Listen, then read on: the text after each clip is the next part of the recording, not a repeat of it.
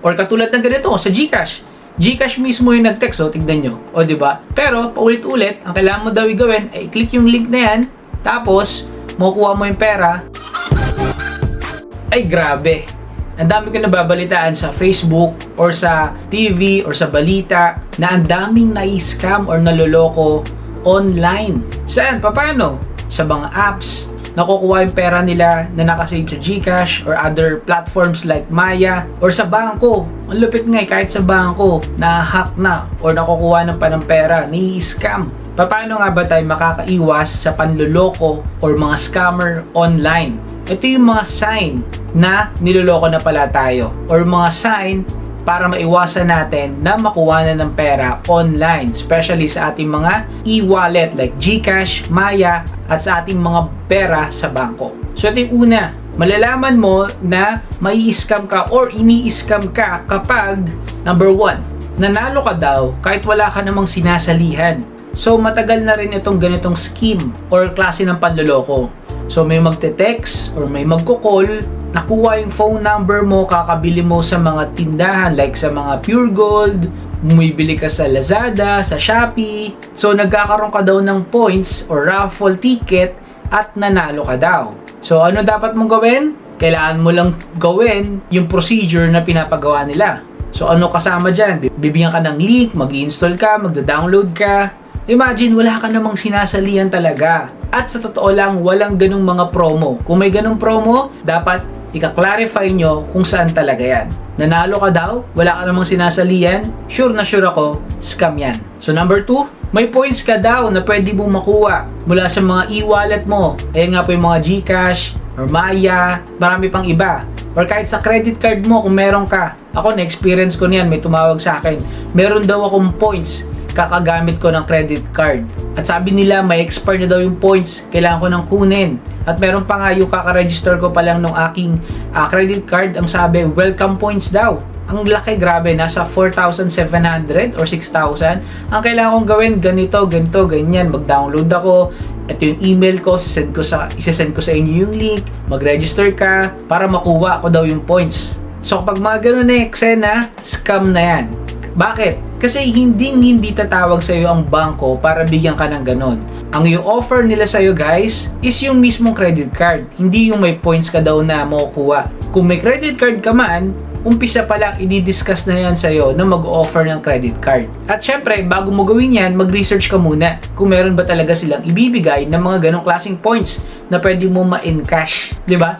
Or katulad ng ganito sa GCash. GCash mismo yung nag-text, tignan nyo. O, diba? Pero, paulit-ulit, ang kailangan mo daw i-gawin ay click yung link na yan, tapos, makukuha mo yung pera. Diyan pa lang, guys, makikita mo na hindi talaga totoo yan. Okay? It's good to be true. Imagine, mamimigay sila ng ganyan. So, napakadaming tao yung gaganyanin nila. E di dapat, nabalita na yung ganyan or in-announce na mismo sa Facebook page ng GCash. So, kailangan mo lang i-clarify, napakadali lang. Bago mo i-click yan, kung gusto mo talaga i-click yan, screenshot mo yan, i-message mo yung GCash, i-clarify mo sila, i-message mo sila sa Facebook page nila, i-clarify mo kung totoo to.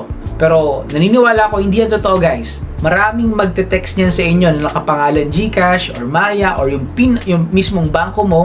Wag na wag kayong basta maniniwala sa mga ganyang kabilis na bonus. Okay?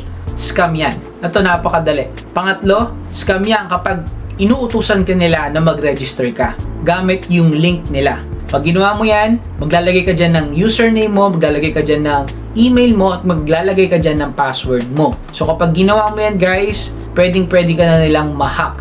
Nagbigay ka na ng mga importanteng bagay sa'yo katulad nga ng username, password, at email. Kadalasan pare-parehas na kasi ginagamit mong password at email sa marami account mo.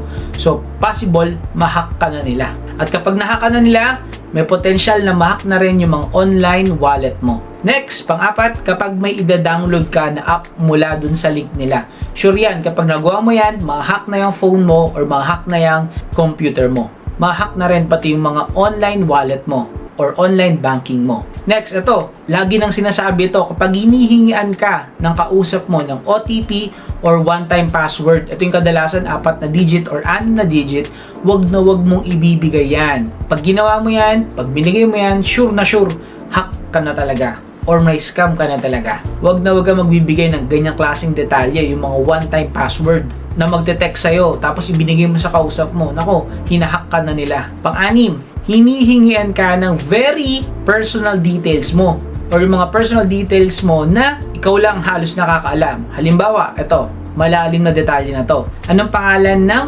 maiden name ng nanay mo or birthday ng nanay mo? Ayan, katulad ng mga ganyan kasi malalim na security na yan. Kapag yan binigay mo, naku po, may malaking potensyal na ma-hack ka. Mga personal details yan eh.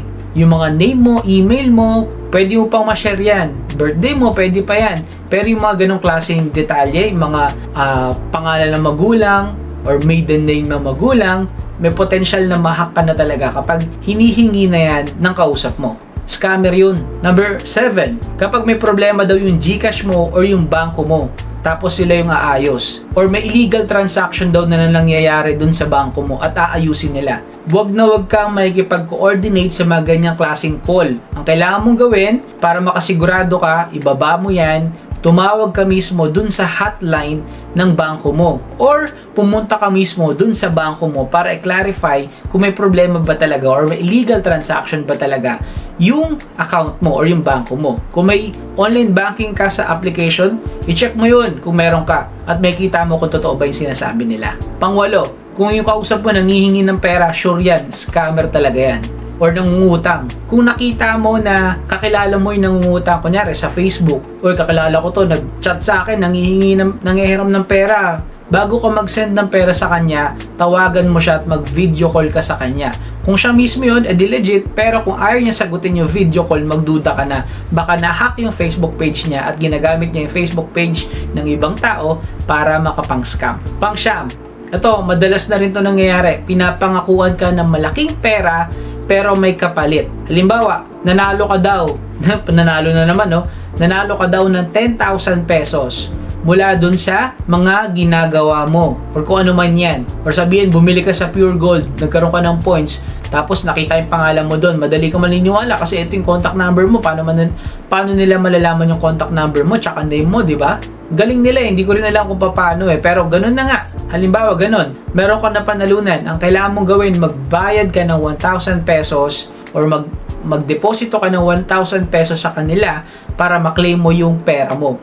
So, wag mong gagawin yan kapag nangihingi sila ng pera kapalit daw ng mas malaking halaga na pera na napanalunan mo daw. So, scammer yan guys. So, ating pang-10, napaka-basic na to pero ito yung napakadali mong mapapansin kung scammer talaga yung kausap mo or ka-text mo or ka-chat mo. Kapag hindi mo kilala yung kausap mo, wag mong i-entertain para bigyan ng mga detalye mo or ng pera or kung ano-ano pang bagay na hinihingi niya. Kung hindi mo talaga kilala, wag mong kausapin. Magdalawang isip ka kung hindi mo siya kilala. Yung mga manloloko, very professional mag-approach. Sasabihin nila recorded daw, sasabihin nila galing kami dito, gagamitan kanila mga terminologies na hindi mo maiintindihan para magbukang professional at mukhang totoo yung sinasabi nila. Pero inulit ko, kapag hindi mo kilala at kung ano-anong sinasabi nila at hindi mo maintindihan, huwag mo munang entertain. Pag-isipan mo mabuti, pag-aralan mo mabuti kung sino nga ba talaga yung kinakausap mo. Huwag kang kabahan, huwag kang matakot sa mga sinasabi nila. Siguraduhin mo munang mabuti kung ano yung nangyayari.